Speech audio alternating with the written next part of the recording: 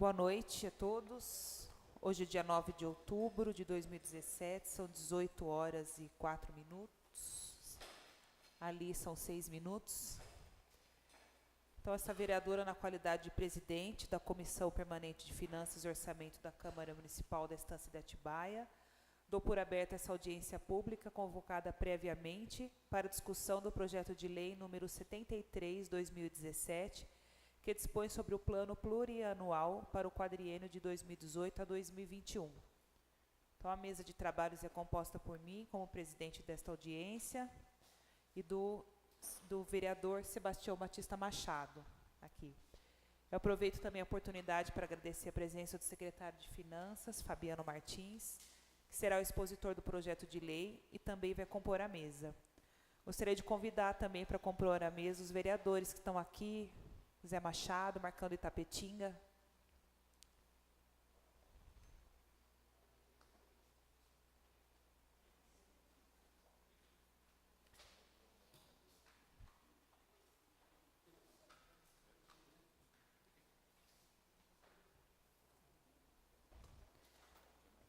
Gostaria de esclarecer ao público que essa audiência pública tem o objetivo de colhermos informações sobre o plano plurianual, que é o projeto de lei número 73/2017, de autoria do prefeito municipal, de modo a permitir que a população compreenda a lei e para que possamos proceder à tomada de decisões aqui na Câmara Municipal.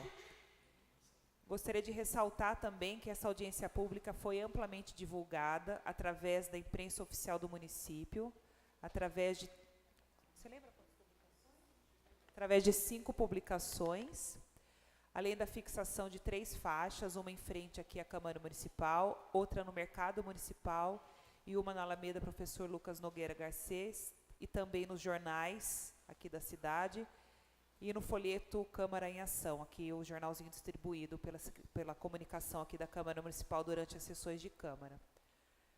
Gostaria de salientar também que todos os vereadores foram convidados e participaram também de uma reunião prévia com o secretário de Finanças, Fabiano Martins, realizada no último dia 3 de outubro, às 16 horas, aqui na sala de reuniões dessa casa, que proporcionou a interação com o texto legal. Participaram também alguns assessores e os advogados aqui da edilidade.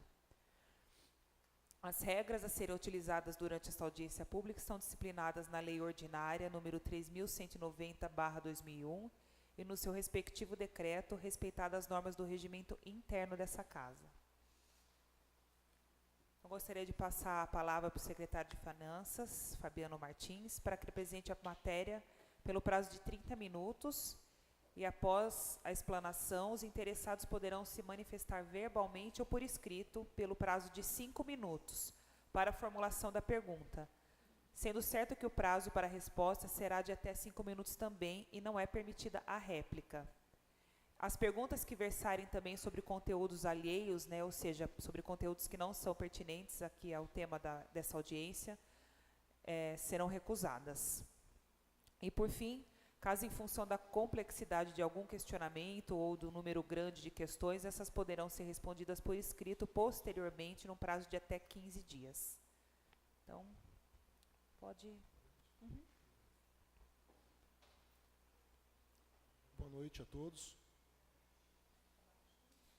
Alô, me ouvem? Me ouvem? Okay.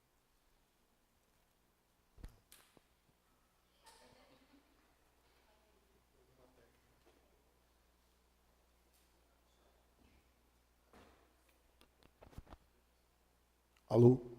Ok, melhorou. Boa noite ou boa tarde a todos. Nós vamos falar sobre o plano plurianual.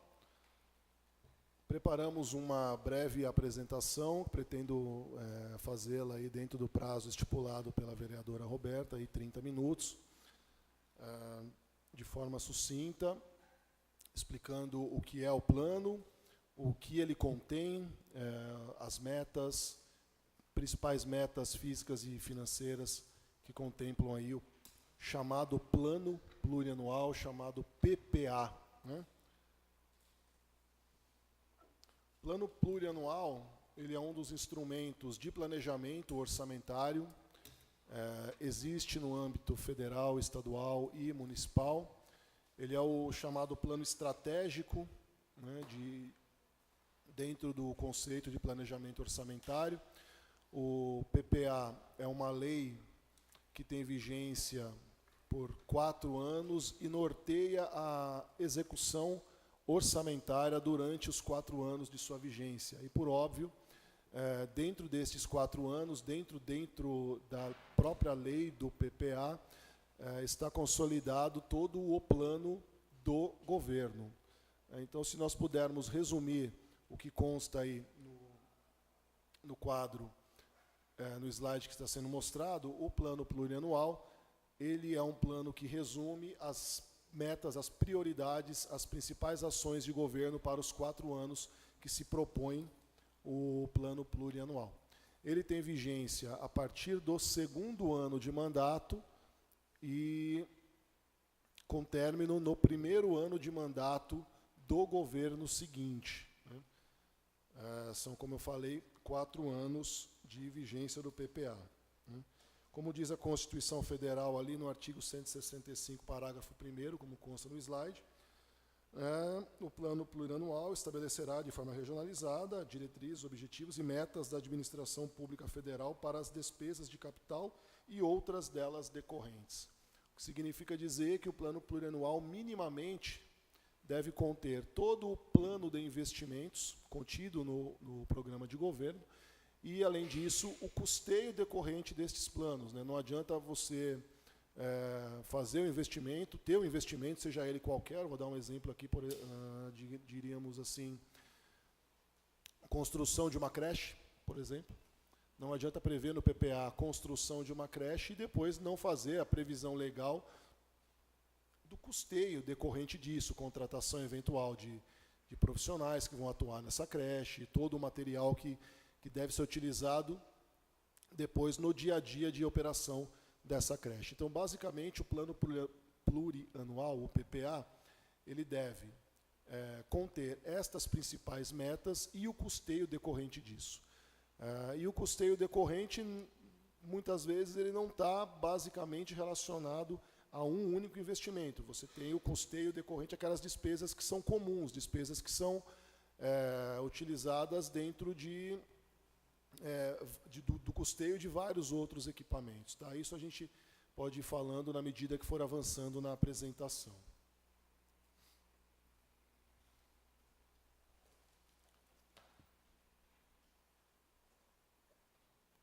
Esse slide fala dos prazos, né, para a entrega do PPA. Então, vale dizer, o Poder Executivo elaborou o plano e entregou dentro dos prazos legais, né, 31 de agosto.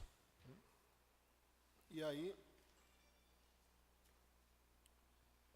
de uma forma mais detalhada, os objetivos do PPA. Como eu falei, basicamente é tratar as prioridades e metas e o custeio decorrente para um período de 4 anos, o período de planejamento estratégico no planejamento orçamentário. Né? E é importante dizer que são vários os princípios constitucionais que estão elencados na proposta, né, do plano plurianual, e o principal, talvez o principal deles, é difícil você dizer qual é o principal princípio, todos eles têm a sua importância relativa dentro do contexto, mas o processo de transparência é muito importante, o princípio da transparência, eu acho que ele é muito relevante dentro desse conceito, dentro desse contexto, melhor dizendo, porque você externa, por meio de uma lei, o que se pretende fazer durante 4 anos, durante o período de vigência do plano, 4 anos, é o plano de governo materializado aqui.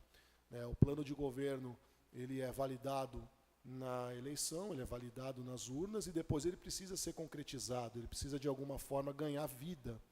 E o plano de governo ganha vida quando você aprova, quando você propõe um plano plurianual de 4 anos e, paulatinamente, anualmente, você aprova um orçamento que está vinculado a esse plano plurianual e aí você vai executando ao longo dos anos essa propositura. Né? O plano plurianual tem esse condão, né, de tratar a estratégia e depois, anualmente, você, por meio da execução orçamentária, ir realizando, né, este plano. e, por meio desta transparência, a sociedade ir cobrando, né, e cobrar do executivo, cobrar por que o plano não está sendo executado, ou, se ele estiver sendo executado, né, também fazer os votos aí de validação do governo que está cumprindo com aquela premissa, com aquela proposta que foi validada nas eleições.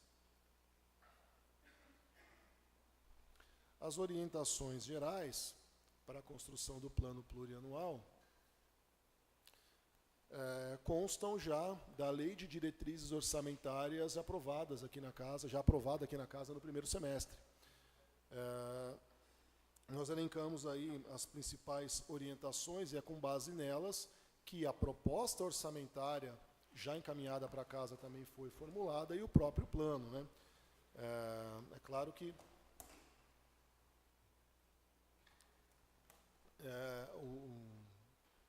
a construção da própria Lei de Diretrizes Orçamentárias, no início, né, do governo, já foi feito em conjunto com a preparação do plano plurianual. Então, elas têm já um casamento próprio por conta das condições em que foram elaboradas, né?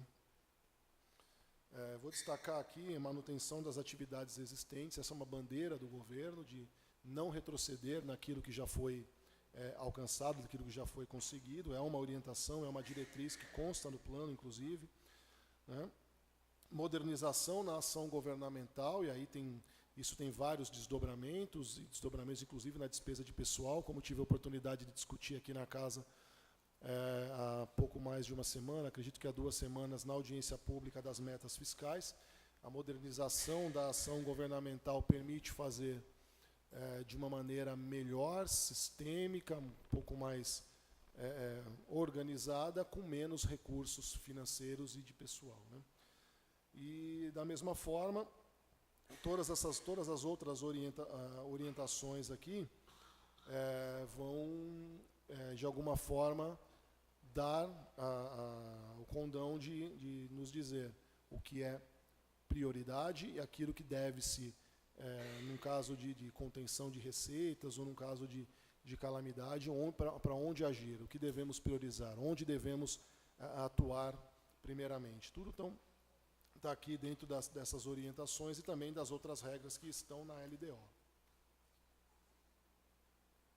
As últimas orientações aí.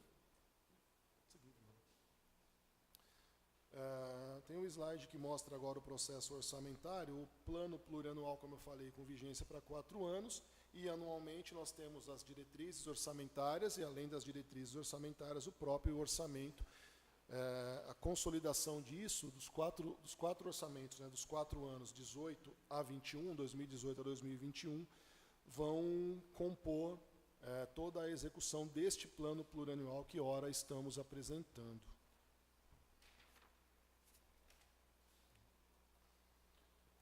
Um slide que mostra, de forma bem resumida, as etapas de elaboração do PPA. O que está em destaque aí, a audiência pública, é este momento que nós estamos vivendo, e vale dizer que no Legislativo, a primeira etapa, que é a discussão e apreciação, ela acaba ocorrendo concomitante à audiência pública. Nós estamos aqui discutindo, né, o projeto, o plano, e a gente deve seguir com isso até a votação aqui no Legislativo e depois a devolutiva para o Poder Executivo efetivamente dar início ao cumprimento do plano lá em 2018. Um slide que eu pedi para que fosse colocado é o slide que mostra quais são os eixos de atuação do plano de governo. E é muito importante entender estes eixos de atuação, porque todas as ações governamentais que estão no plano plurianual necessariamente estão linkadas, estão relacionadas a um destes eixos, ou até em mais de um desses eixos. São 6 eixos principais e um eixo de apoio, tá? O primeiro eixo, participação popular e transparência. O segundo eixo, de políticas de incentivo e ações de infraestrutura. Fortalecimento dos serviços públicos e assistência social, garantia dos direitos sociais, cidade digital, acessibilidade e sustentabilidade, geração de emprego e valorização dos servidores públicos e profissionais de forma geral. São 6 eixos de atuação do plano de governo. E nós colocamos aqui um 7º eixo, que é um eixo de apoio, onde muitos dos recursos são empregados, porque aqui na estruturação e manutenção das secretarias, nós temos aquelas despesas de atividade meio e que não estão relacionadas necessariamente a uma ação governamental, mas ela existe para que todas as outras ações possam ser estruturadas. Tá? E posso dar um exemplo aqui. No eixo 7, você tem a despesa com o pessoal da prefeitura. Né? Despesa com o pessoal, servidores. A despesa com o pessoal, ela está entrelaçada, né? Ela está ali em todas as ações de governo, basicamente. Todos os eixos, você vai ter a prefeitura atuando de forma direta, por meio da sua estrutura própria e dos seus servidores, ou de forma indireta, em que a prefeitura contrata um terceiro para fazer a atuação da ação do serviço público. A prefeitura atuando de forma direta, a despesa de pessoal ela está ali dentro dessa 7ª ação. E assim algumas outras que depois nós podemos detalhar. E vamos falar um pouquinho das receitas, né? O plano plurianual ele é formado, como toda a proposta orçamentária, de receitas e despesas. Quais são as fontes de recurso de onde a prefeitura obtém os recursos necessários para aplicar na atividade pública, nos serviços públicos que ela pretende desempenhar nos 4 anos de vigência do PPA. De onde vêm os recursos. Elencamos aí rapidamente quais são as fontes de recursos.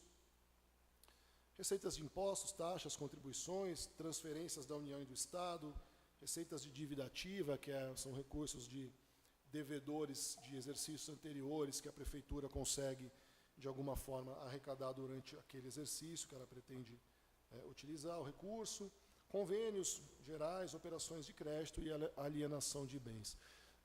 Basicamente, são essas as nossas fontes de recurso. No próximo slide, nós temos isso traduzido em valores. E, rapidamente, vou dizer aos senhores aqui, falei já em algumas outras oportunidades e eu vou novamente dizer aqui, nessa oportunidade. É muito difícil para um administrador público que atua na área de orçamento e finanças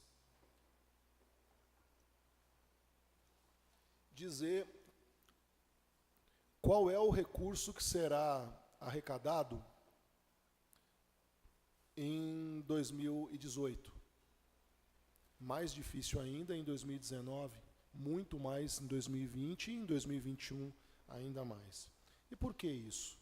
Porque o Brasil vive um momento de incerteza econômica muito grande.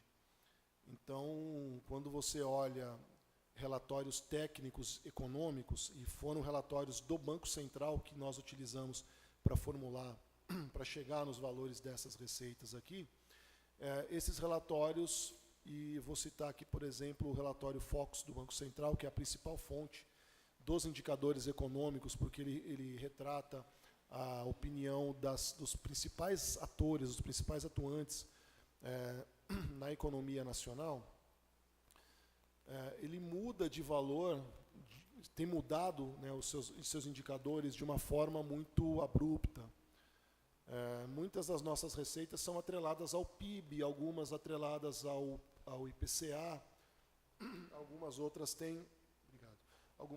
têm uma característica mais específica, e relatórios de um mês, quando comparados com relatórios do mês seguinte, apresentam discrepâncias muito relevantes. E quando você precisa de informação técnica para elaborar um mapa, um plano da vultuosidade ou da importância, da magnitude de um plano plurianual, ou até mesmo de uma proposta orçamentária, as previsões de receita são carregadas de um certo grau de incerteza.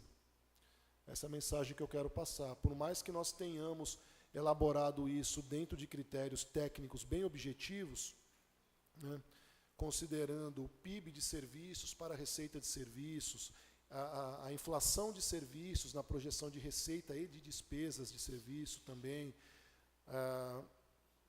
a questão da arrecadação do ICMS do Estado, por exemplo, que é uma receita muito relevante para nós, ela depende da proposta orçamentária, daquilo que o Estado está prevendo arrecadar. Nós temos uma ingerência muito baixa em receitas de outras esferas e elas significam muito dentro do nosso orçamento, né? Então, por mais que nós tenhamos tido ali o cuidado de elaborar essa proposta dentro de embasamentos técnicos reais, né, a própria conjectura econômica pode nos trazer surpresas lá na frente. E surpresas podem ser positivas ou negativas. Nós esperamos que sejam positivas, né? Pelo menos é o que se mostra nos relatórios recentes e nos movimentos recentes de economia. Mas a gente nunca pode duvidar que as coisas ainda estejam sem uma definição muito precisa, né? Enfim. Então, as receitas que nós temos aqui, principalmente no nosso orçamento, os senhores podem notar, são receitas correntes, são 489 milhões de um montante de, estou olhando 2018, tá? 489 milhões dentro de 542. Então, é majoritariamente receitas de custeio, receitas correntes, das quais 215 são tributárias. As tributárias são as nossas, IPTU, ISS e ITBI, basicamente, né? Nós temos ainda a receita de contribuições, que basicamente são receitas nossas também, não vem de outras esferas, e 291 milhões de transferências correntes. É claro que esses valores são replicados para os outros anos, eu só estou usando o ano de 2018 como referência para o entendimento dessa composição de receita. Dentro desses 291 milhões, nós temos principalmente o Fundo de Participação dos Municípios e o ICMS e o IPVA. Tá? São as três principais receitas. Mas nós estamos falando aí de 291 milhões dentro de 542, é mais da metade. Então, mais da metade das nossas receitas vem de outras esferas de governo em que nós não temos ingerência, nós não temos como atuar de forma muito significativa para poder trazer a segurança que nós precisamos para essa arrecadação. Nós dependemos, portanto, do orçamento da União e do orçamento do Estado para que isso se concretize. É claro que em algumas situações a gente age para garantir que esse recurso seja repassado para nós. Mas tudo isso, como eu falei, calculado com base em critérios técnicos, utilizando o relatório Focus, que nos traz variação cambial, valor de dólar, valor de PIB, PIB de serviços, né, o PIB mesmo do Brasil e o PIB específico de serviço, que para nós é muito importante, mais o IPCA, que é a inflação, que isso repercute na despesa e na receita também. Basicamente, esses fatores, com mais o ganho de eficiência e com mais algumas questões pontuais para algumas receitas, como o caso do IPTU em função da planta genérica, como o caso do ICMS em função da nova lei aprovada recentemente aqui na Casa, que vai nos permitir arrecadar o ICMS dos cartões de crédito e débito, que hoje são centralizados em poucos municípios. Enfim, existem questões pontuais e algumas mais gerais, como eu falei, que compõem os 542 milhões para 2018, e a partir daí, 19, 20 e 21, por conta de toda essa incerteza econômica, o que nós utilizamos como parâmetro para fazer as projeções?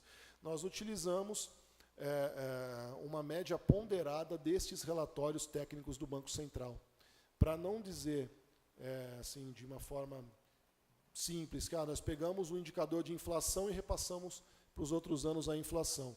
Não, nós não fizemos isso. Nós utilizamos uma média ponderada dos principais indicadores que estão no relatório Focus, porque os indicadores que lá estão refletem, de fato, aquilo que está se passando no cenário econômico, no mercado econômico propriamente dito. Então, o que nós projetamos para 19, 20 e 21 são os mesmos critérios de 2018, porém projetados em função dessa média ponderada dos indicadores que estão no relatório Focus. E assim nós chegamos em 2021 com uma receita estimada em 588 milhões de reais. E no outro lado, na outra ponta, nós temos a despesa. E para falar da despesa, vamos lembrar aqui dos principais objetivos do Plano Plurianual, do PPA, que é identificar as principais ações de investimento e o custeio decorrente. Então, eu coloquei nesse slide as principais ações que o governo pretende executar durante o Plano Plurianual. O Asfalto para Todos é a continuidade do programa que vem do atual Plano Plurianual, que se encerra no final do ano, plano da gestão passada, e o objetivo aqui é zerar o déficit de asfalto no município. Para isso, a gente tem buscado recurso de outras fontes. Estamos fechando, por exemplo,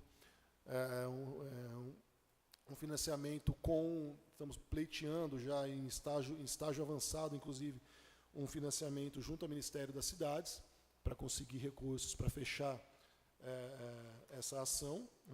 Universalização do tratamento de água e esgoto é a construção, o término da obra da ETA Central. Vale dizer aí que é uma obra também com recursos financiados e uma parte de recursos próprios. Tá? Canalização dos córregos Ana Pires e Figueira, essa é uma ação muito relevante e que nós conseguimos agenda com o governo federal, estamos discutindo um financiamento internacional, para essa ação e para uma outra também, que é a duplicação, que está logo abaixo, que é a duplicação da Jerônimo de Camargo. E nós vamos a Brasília no dia 19 e 20 de outubro, na próxima semana, para negociar os termos de contrato com o banco, com o Fomplata e com o Ministério do Planejamento, porque a União, o governo federal, a União é nossa, vamos colocar entre aspas assim, fiadora. A União ela dá a garantia contratual para que a gente faça esse financiamento. Nós já estamos num estágio bastante avançado aí também e muito provavelmente esses recursos devem ingressar na prefeitura logo no início do ano que vem, momento que a gente já deve estar com as licitações aí praticamente prontas para começar as obras. Canalização dos córregos Ana Pires e Figueira e a duplicação da Jerônimo de Camargo.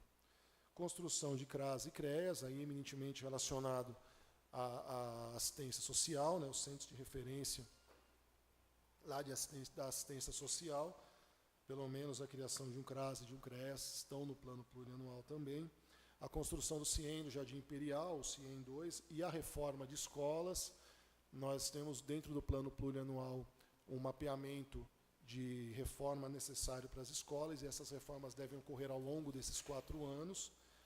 E vale dizer também que este ano a gente já deve começar a fazer isso, portanto, dentro do próprio Plano Plurianual, que se encerra em 31 de dezembro, nós já devemos fazer a atuação na reforma de escolas. Construção de UBS e hospital público, aí a gente precisa, tem a intenção da construção da UBS Caetetuba. Para a construção do UBS, eu vou fazer uma ressalva aqui, que é uma meta importante, essa, e que o Executivo conta também com a ajuda da Casa para isso, para o início dessa ação ocorrer já este ano. Ocorrendo este ano, é claro que este ano nós estamos falando de um plano plurianual que se encerra em 31 de dezembro. Então, muito provavelmente, no orçamento, esta ação deve se ingressar no segundo momento, por meio de superávit financeiro que deve acontecer no final deste ano.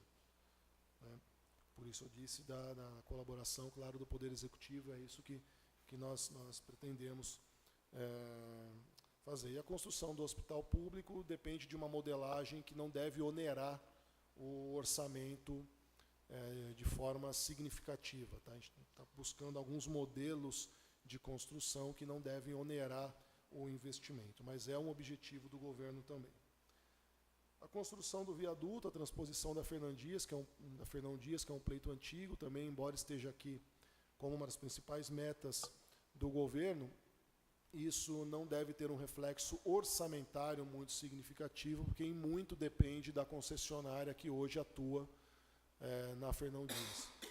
E é claro que essa transposição ela vai trazer um benefício muito grande para a sociedade, para a cidade, e isso vai modificar de forma estruturante o fluxo de veículos transitando pela cidade, né? Que hoje necessariamente tem que transitar por um caminho que, com o viaduto, com essa nova transposição, nós desafogaremos, né, e faremos com que o trânsito seja menos intenso, por um lado, e, por outro lado, as pessoas cheguem nos seus destinos de forma muito mais rápida e muito mais tranquila. E depois temos ainda, por último, e aí eu digo que nós estamos falando apenas dos principais investimentos, a revitalização da Alameda Lucas é algo que já está dentro do plano atual, do PPA atual, e deve se estender para o PPA seguinte. Isso é um convênio, a fonte de recursos para essa revitalização é um convênio que nós temos como governo do Estado, é uma obra do DAD, né, o departamento de apoio às estâncias, né, como é o caso do nosso município. Essas são as principais ações, elas não se esgotam aí. Nós temos slides agora, eu vou passar rapidamente por eles, para não ficar muito maçante, né.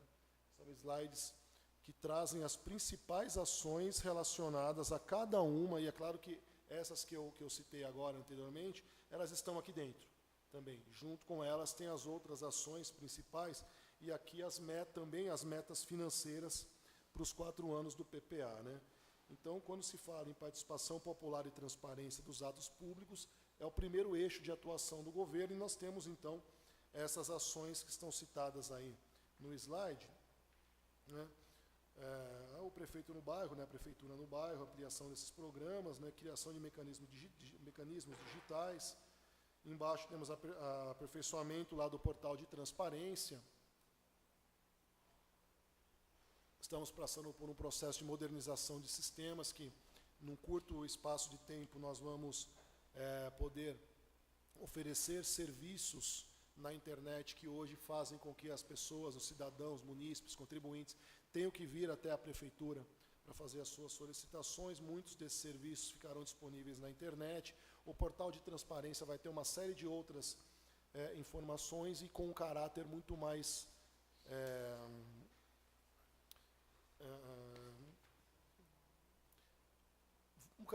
voltado aí para a sociedade de uma forma geral, né? A gente quer colocar as informações de maneira mais simples, para que todos possam rapidamente entender todo aquele conteúdo que muitas vezes eu entendo é muito técnico e depende de um certo entendimento, né? Que muitas vezes a pessoa, quando olha, não tem esse entendimento, né? E acaba tendo uma interpretação diferente do que aquela informação realmente está querendo dizer, né? Como vimos aí nas redes sociais recentemente, aí no final de semana, a divulgação de alguma informação dizendo que o Tribunal de Contas mandou um relatório para a prefeitura, dizendo que a prefeitura está indo para o buraco, que a prefeitura está com saúde financeira debilitada, enfim.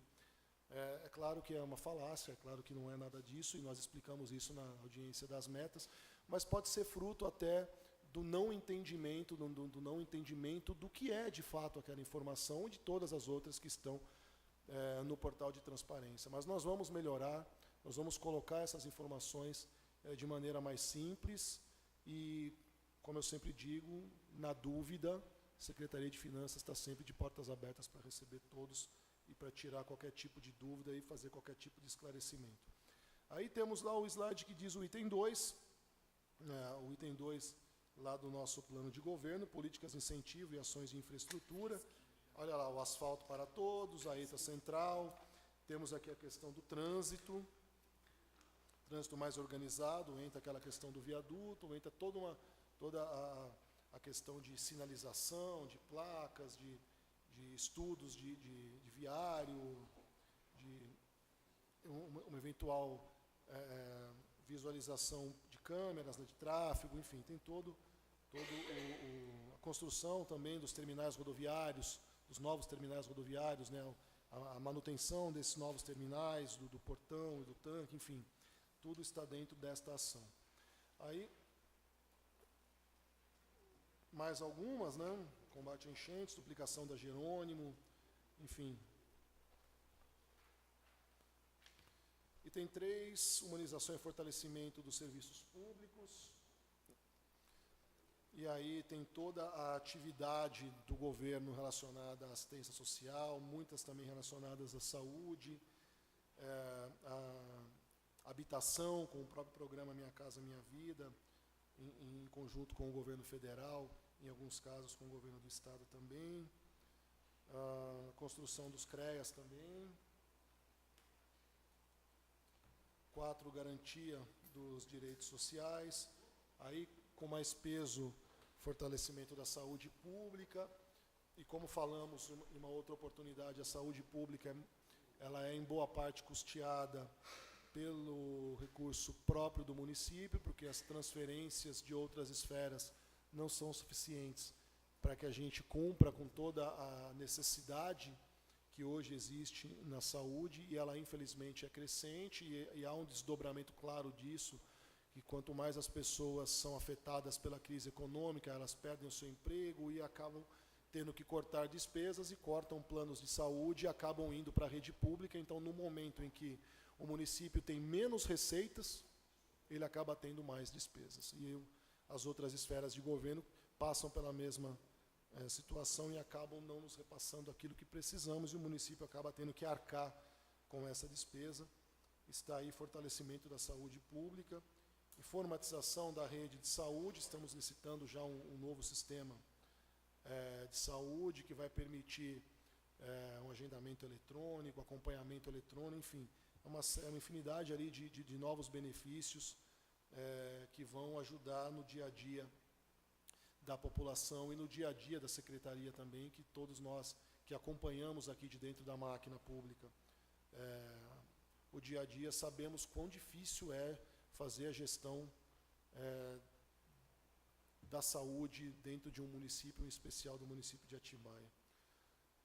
Aí tem lá também, dentro da garantia dos direitos sociais, todas as questões de educação, todas as ações relacionadas à educação, em especial, como eu falei, a implantação do CIEM, do novo CIEM, o CIEM lá no Jardim Imperial.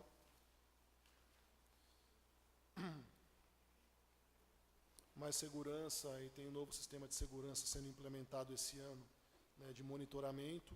São 42 câmeras já implementadas, mais 2 veículos que pretendemos adquirir, e esse sistema logo já deve trazer os seus benefícios. Nosso prefeito fez uma apresentação recentemente lá no âmbito do executivo, a respeito, né, desse novo sistema, apresentando, né, esse novo sistema. O esporte como ferramenta de socialização, tudo aquilo que já se alcançou como esporte, todas as ações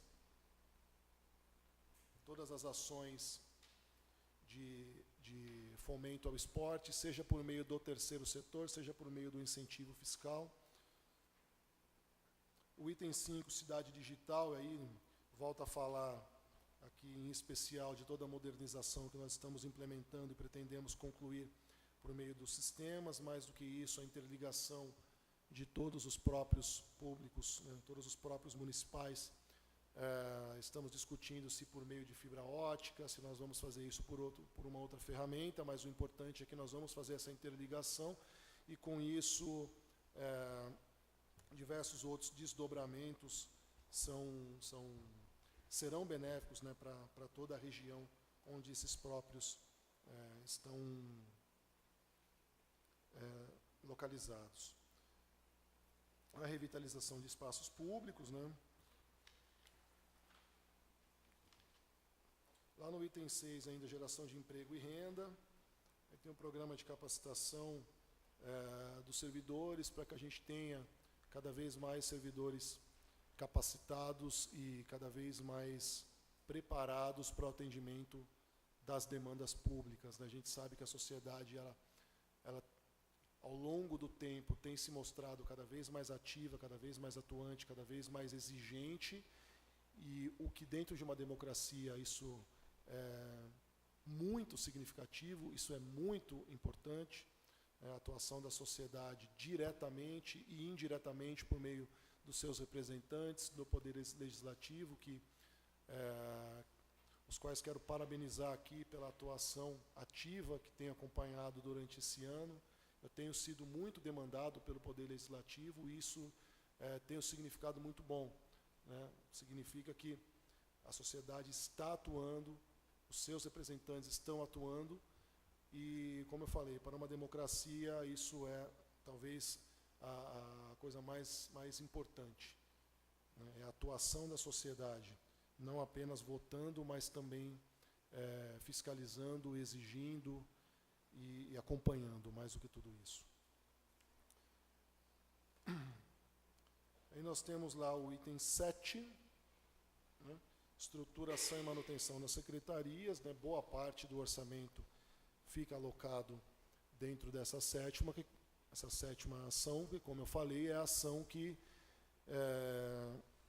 abarca de forma matricial tudo aquilo que foi colocado anteriormente, né? Então, a gente tem um investimento que é pontual e ele está especificado ali, e depois nós temos um custeio decorrente, e o custeio decorrente ele entra muitas vezes dentro dessa estruturação e manutenção das secretarias. E não é só, quando a gente diz estruturação e manutenção de secretarias, nós estamos falando de um nível macro, porque isso é desdobrado dentro do orçamento em diversas outras ações, diversas outras rubricas orçamentárias. Então, nós temos manutenção da secretaria, manutenção de próprios, já temos ações específicas, tudo dentro desta linha do plano de governo, que é a estruturação e manutenção das secretarias. E tudo isso atuando de forma transversal em todas as atividades ou projetos relacionados no plano plurianual. Tá bom? É isso.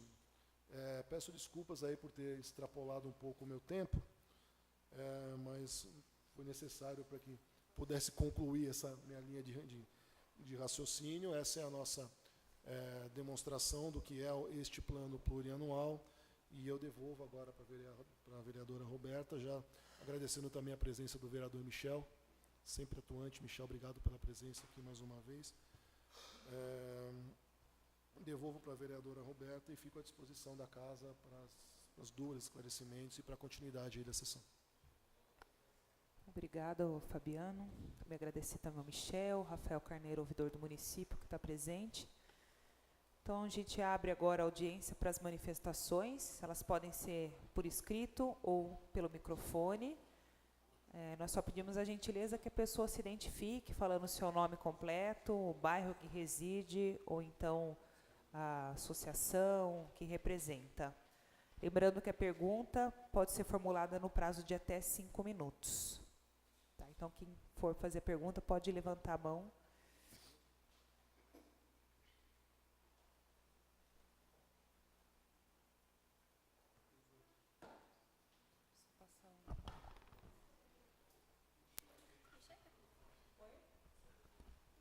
Era só um minuto.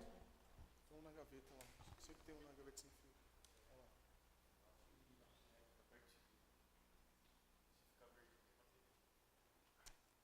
Ei.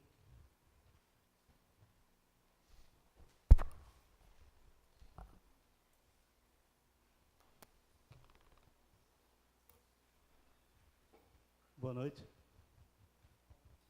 Boa noite.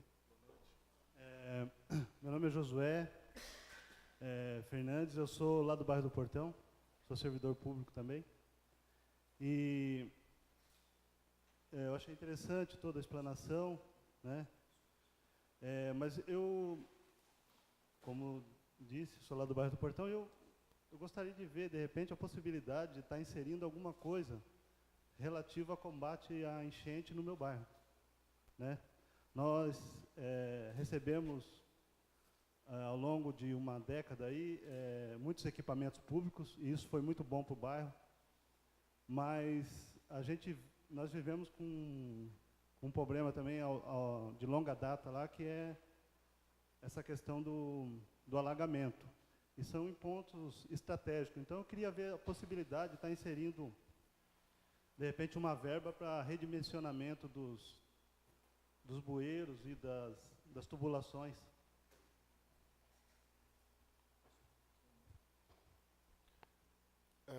Existe dentro do, assim, de uma forma, falando de uma forma mais abrangente, existe um plano de contenção de enchentes, e ele, assim, ele é um plano guarda-chuva, vamos dizer assim, é um plano mais abrangente, mais genérico, e ele não tem uma especificidade de vamos atuar lá no bairro do Portão, como, por exemplo, você citou, no alagamento dos bueiros ou coisa do tipo. Mas este plano, ele pode, eu não tenho ele aqui agora para poder te passar, ele fica na Secretaria de Obras, na SUMA, Secretaria de Meio Ambiente e Urbanismo, a gente já chama de Secretaria de Obras dentro da nova estrutura que nós estamos propondo, né, para a Prefeitura. E, com certeza, esse plano contempla uma série de ações e esta ação, fatalmente, deve constar lá também. A gente pode, no momento seguinte, conversar na Secretaria do Meio Ambiente e discutir em que momento, né, dentro da prioridade, dentro das ações que são dadas lá na Secretaria, atuar lá no bairro do Portão. Isso, infelizmente, eu, como secretário de Finanças, não posso dizer qual é o momento de atuação, né, que é uma prioridade que é dada por uma política pública setorial que eu não tenho gerência. Mas a gente pode conversar com a Secretaria, eu me proponho até a conduzir isso, a levar essa demanda para eles, para que a gente possa, se não tiver, inserir dentro desse plano de contenção, ou se já tiver inserido, identificar qual é a prioridade. Ok? O que acontece é o seguinte, lá tem duas situações. Você falou dessa questão do viaduto, eu acho bacana, acho legal, isso é legal para a cidade, é uma verba interessante. Mas nós vivemos uma situação lá que é o seguinte, quando chove e alaga, a gente não consegue nem entrar e nem sair do bairro. Uhum. E a minha preocupação é de um determinado momento, algum colega, algum amigo, um parente mesmo, de repente vier ter um óbito por conta de não chegar uma ambulância ou de não conseguir sair. Então, eu acho que vale a pena, até os nobres vereadores mesmo, começar a pensar nisso aí. Uhum. Sua colocação é muito pertinente, né? Ela é muito importante. E o bairro do Portão, ele já tem um histórico de dificuldades, né? Desde a criação do bairro, da forma como o bairro foi criado, e ao longo dos anos a Prefeitura, como você bem colocou também, a Prefeitura tem levado equipamentos, né, para o bairro e tem, assim, na medida que consegue ter espaço, ela tem avançado lá também. Eu acho que vale sim esse seu questionamento e eu vou levar isso para dentro da administração.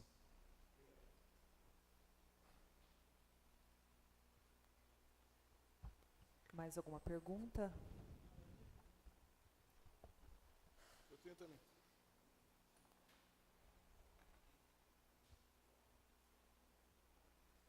Vinícius Gaburro Desorze, moro no bairro do Itapetinga e aqui eu estou representando, na verdade, a ONG Simbiose.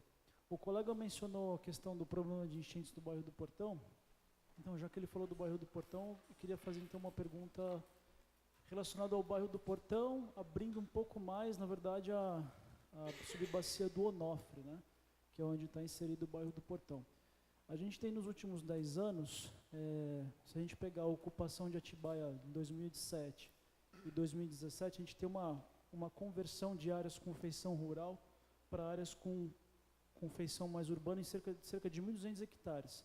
E um dos pontos de crescimento do município, analisando imagens, é justamente essa região aí do córrego do Onofre, né, que vem desde lá do Clube da Montanha até lá embaixo a Fernão Dias, né, e vai sair ali no rio, desembocar no rio Atibaia. Essa região do bairro do Portão, a montante, também ela é especial porque ela está dentro e faz limite com unidades de conservação e é uma área de manancial. A gente reparou lá, tem reparado que assim, os sistemas de saneamento, eu acredito que o bairro do Portão tenha, se eu não me engano, saneamento, mas existe muita área rural ali ainda que não tem saneamento.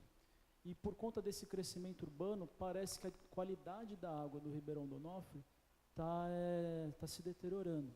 Eu queria saber se nos estudos, não sei se o SAI já fez, se a SUB foi a SUMA que fez, se tem a execução de atividades de saneamento rural, não apenas de saneamento onde já existe bairro, feição urbana instalada, mas saneamento rural.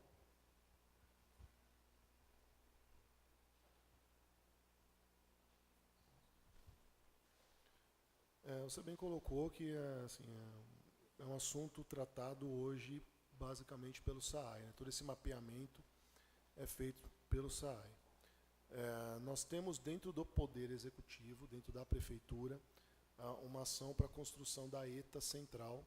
E a ETA Central ela tem o condão de dobrar a capacidade de fornecimento de água e melhorar a qualidade da água que hoje é oferecida à população.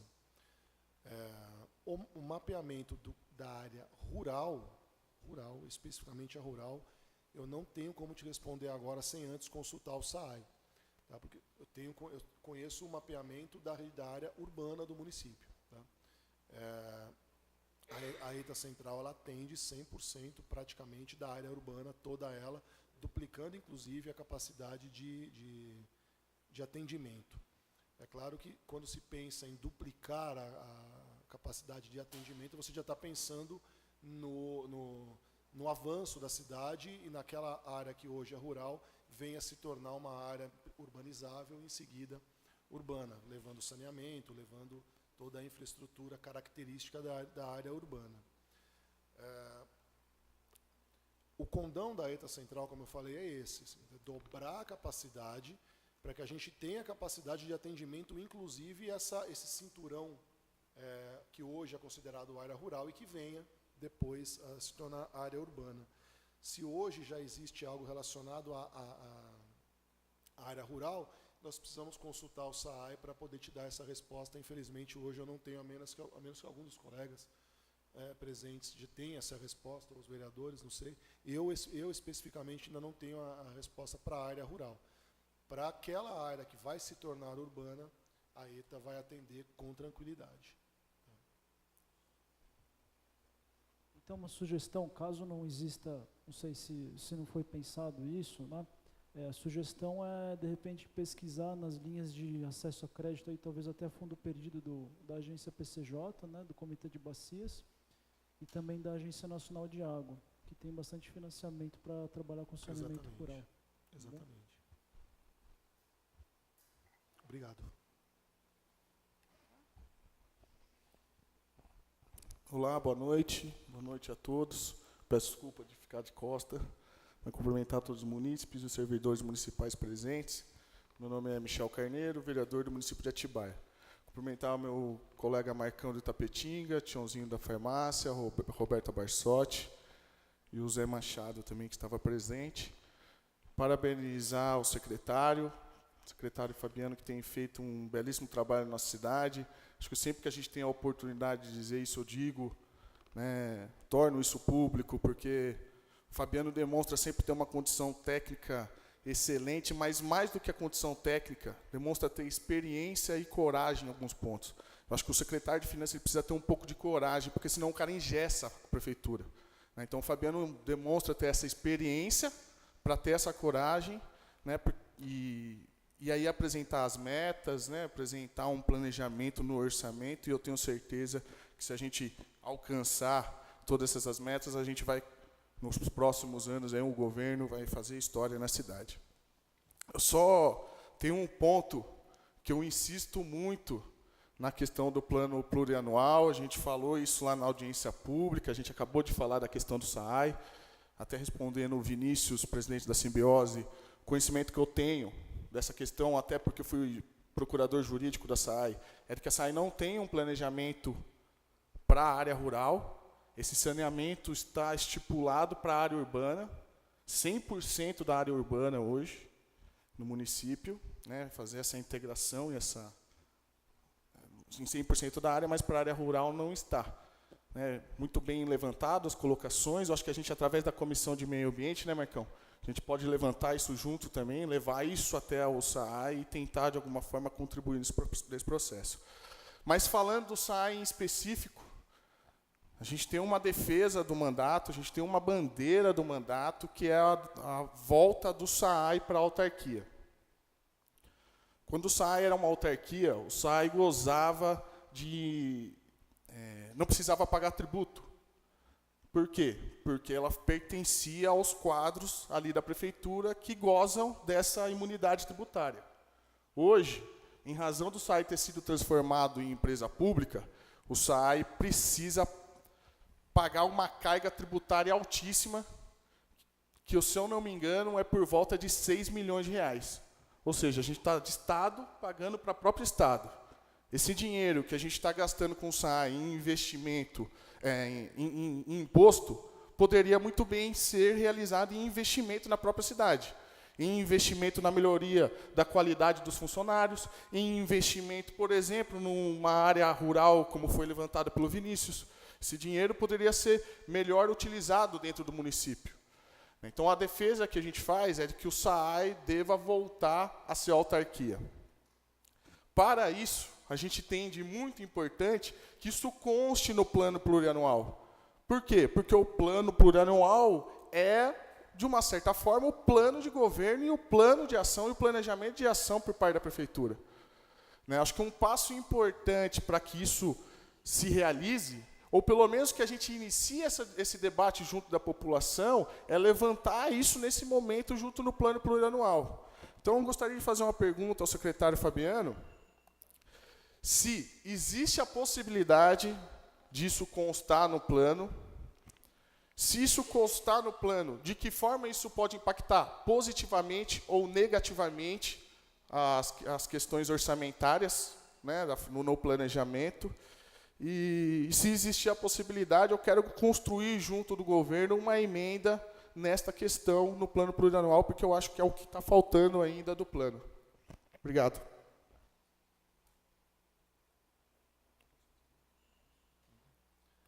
Michel, primeiro, obrigado, viu, pelas palavras, muito gentis. Alguns dizem que não é, como você disse, coragem. Dizem que é loucura. Mas, brincadeira.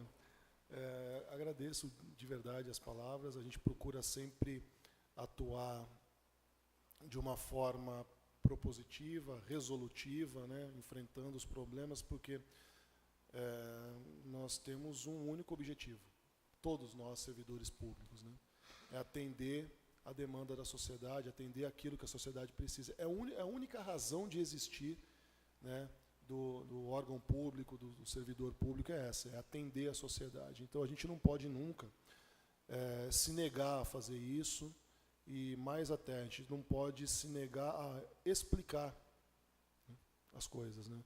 Muitas vezes as demandas não são atendidas naquele momento por uma deficiência, seja ela política, técnica, enfim, por alguma razão você não consegue atender, e quando você não atende, você também não pode se excusar dessa necessidade de explicar o porquê.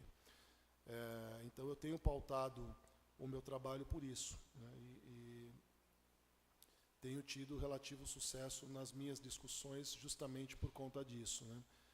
Quando a gente atende e estamos cumprindo com o nosso dever enquanto servidor, enquanto ente público. Quando a gente não atende, procura explicar minimamente o porquê que nós não estamos atendendo, porque se nós não estamos atendendo é porque tem alguma limitação, seja ela qual for, essa limitação existe, a gente procura explicar e sempre agir com muita transparência, com muita responsabilidade, né, nos nossos atos. E eu agradeço de verdade as tuas palavras, eu sei que elas são sinceras, e você é um grande parceiro que nós temos na atuação e no combate, no bom combate que nós temos, que é essa atividade pública. Obrigado pelas palavras, de verdade. Em relação ao SAAI, nós, sendo bem objetivo, podemos colocar no plano plurianual até podemos colocar no plano plurianual a questão do interesse de se transformar o SAAI em autarquia, e essa é uma discussão que nós já temos, né, avançado, diria até lentamente, né, a gente poderia já pegar esse assunto com um pouco mais de agilidade e tentar resolver isso mais rapidamente. Transformar o SAAI, retornar o SAAI à autarquia. Hoje ela é uma empresa pública, você bem falou a respeito da carga tributária que hoje atinge o SAAI. O fato dela ter se tornado empresa pública fez com que ela perdesse a imunidade. Em compensação, ela também se desvinculou. Em compensação não é a palavra correta, mas ela perdeu a imunidade e ganhou mais autonomia, né, como como pessoa jurídica. A autarquia também é uma pessoa jurídica, mas ela está muito mais vinculada ao Poder Executivo e até o seu orçamento fica vinculado ao orçamento fiscal do Poder Executivo. Uma empresa pública não tem essa prerrogativa, não tem essa necessidade. Ela tem, a empresa pública, um pouco mais de agilidade, ela tem uma atuação no mercado muito mais próxima das empresas privadas, podemos assim dizer, né? Porém, é quase que um regime híbrido, né? Assim, tem muitas coisas que são ainda atreladas às regras de direito público, às regras da administração pública, apesar que ultimamente até o novo regimento, né, das estatais, né, aprovado aí, acho que foi em 2016, se eu não me engano, dá uma autonomia muito maior para as estatais. Mas ainda assim existe a questão da carga tributária, que é muito relevante, muito significativa dentro do SAAI. E o que nós temos que levar em consideração, apenas para deixar consignado aqui, não é apenas o benefício da imunidade tributária que o SAAI passará a gozar voltando a ser autarquia. Eu não tenho esse número agora aqui de cabeça, você falou aí da ordem de 6 milhões, o que é muito relevante, muito significativo. Por outro lado, o orçamento volta a compor o orçamento fiscal, e quando volta a compor o orçamento fiscal, o SAAI volta a compor também o balanço patrimonial da Prefeitura. E aí nós temos alguns componentes dentro do balanço patrimonial do SAAI que precisa ser avaliado com um pouco mais de cuidado para ser colocado dentro do balanço patrimonial da Prefeitura novamente. E aí não é nem tanto uma questão de devemos ou não devemos fazer, porque acredito que o andar da discussão já nos leva por um determinado caminho. Mas a discussão é o momento de fazer a sinalização política disso, né? Por conta de diversas outras discussões que nós estamos tendo, inclusive por conta de avaliações financeiras, avaliações econômicas que o município tem sofrido, e todas essas avaliações foram feitas com base hoje, claro, no balanço patrimonial e no orçamento, no balanço orçamentário da Prefeitura, tal qual ele está hoje. Quando você faz uma sinalização dessa e inclui novamente, toda essa composição muda, pode ser que o resultado final, e eu até acredito nisso, pelos números que eu já olhei do SAAI, não se modifiquem de forma significativa no contexto, tá? Mas somente o ato de você fazer a mudança neste momento pode fazer com que a gente tenha que retroceder algumas etapas em alguns avanços que nós já conseguimos, e isso pode ter desdobramentos muito negativos em 2018, principalmente nos financiamentos que nós estamos obtendo, né? Melhor dizendo. Então, quando eu disse, podemos colocar no PPA, nós até podemos colocar no PPA, mas eu entendo, e aí é um entendimento muito particular meu, e a gente pode fazer essa discussão lá com o Poder Executivo de uma forma mais abrangente. Eu entendo que nós temos que fazer essa inserção por meio de um projeto de lei específico, que é o projeto de lei que deve trazer o SAAI de volta para a autarquia, e este projeto de lei já tem um condão de fazer as alterações necessárias no plano plurianual, na LDO e no próprio orçamento. Tá? Mas essa é uma ideia que eu, Fabiano, técnico de finanças, tenho. Tá? Ao invés de nós já colocarmos neste mapa político, que é o plano plurianual.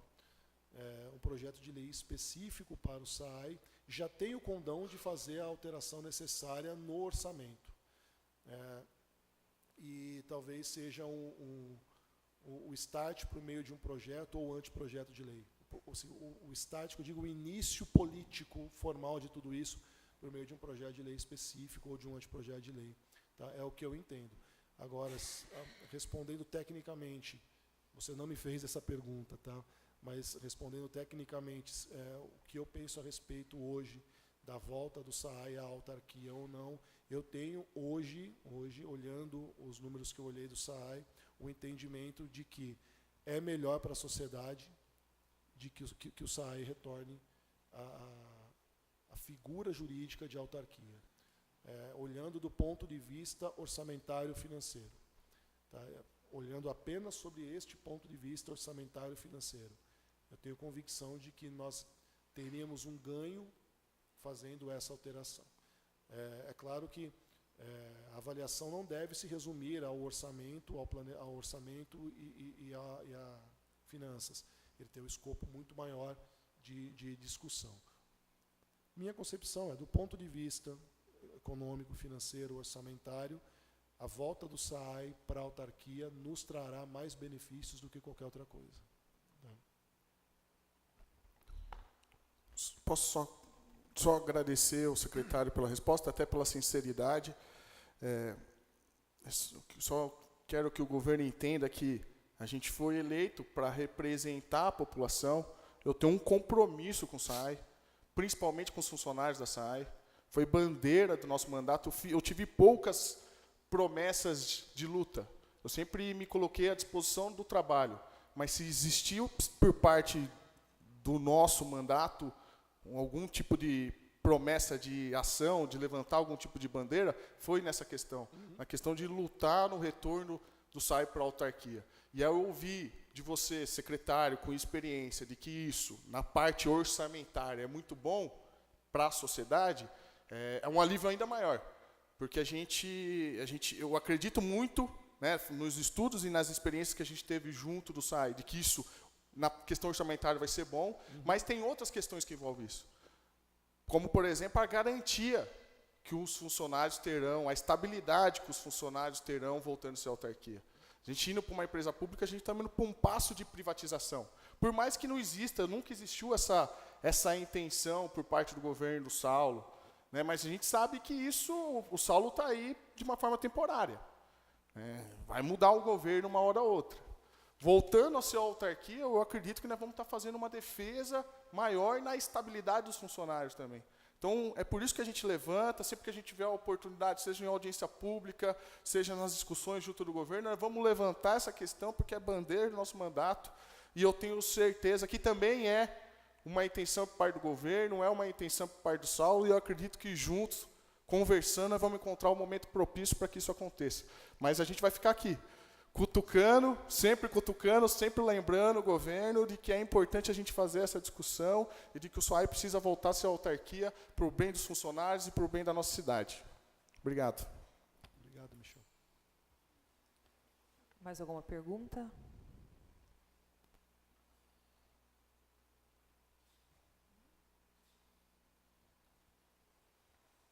Vereador Tiãozinho, você quer falar alguma coisa? Marcão? Não. Cumprimentar a presidente da comissão, cumprimentar o vereador Michel, o Marcão, tá? Agradecer de coração o secretário, que mostrou que é uma pessoa competente, qualificadíssimo, tá? Explicou para a gente com clareza, tá? Tem tido uma paciência com a gente, que a gente vai cobrar dele, ele tem paciência de explicar, responder, nem debater. Ele, inclusive, é uma pessoa muito delicada para a nossa gestão. Tá? Agradecer o Michel pelas palavras, de dar essa reforçada na privatização do SAAI. Esse é um ansejo, praticamente, da população, é um ansejo de vários vereadores. E agora, ouvindo do secretário, que é competente, que, na verdade, realmente é melhor para o município, poxa vida, né? A gente respira até mais aliviado, que eles não estão fazendo bobagem.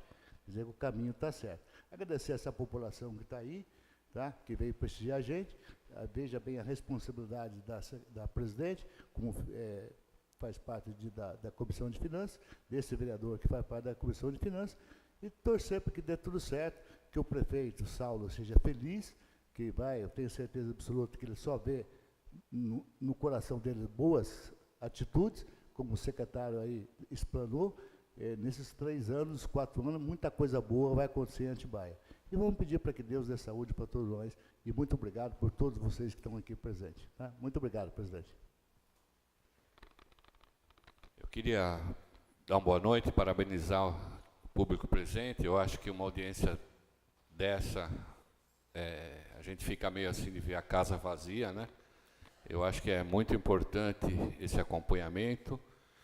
E aproveitar, engrossar também o coro aí feito pelos meus pares, parabenizar o Fabiano, né?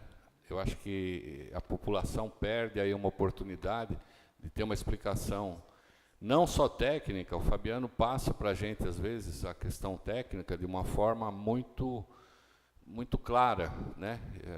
Quem não é técnico financeiro, quem não é economista, acaba entendendo. Então, Fabiano, parabéns, e a Câmara está à disposição aí. Tá? Boa noite. Obrigado. Assim, eu fico lisonjeado aí pelas palavras dos senhores. Obrigado. Então, agradecer também, Fabiano, sempre disponível. Não vou repetir tudo que os demais já falaram, já sempre agradeço, porque eu estou sempre, só essa semana já foram 3 reuniões, né, com o secretário de Finanças, estou sempre solicitando, e você está sempre disponível para atender as nossas dúvidas, a população. Então, só agradecer mesmo. O Marcão falou muito bem, que às vezes a população até perde por ter essa explicação de uma maneira mais didática, que é importante que o munícipe também entenda como que os recursos são disciplinados dentro do orçamento público, até para poder fazer um questionamento nós temos que entender. E quando a gente tem uma explicação mais didática, fica um pouco mais simples. Mas agradecer a presença de todos e uma boa noite a todos. Encerro essa audiência às 19h15. Nada mais havendo a tratar, dou por encerrada. Uma boa noite a todos.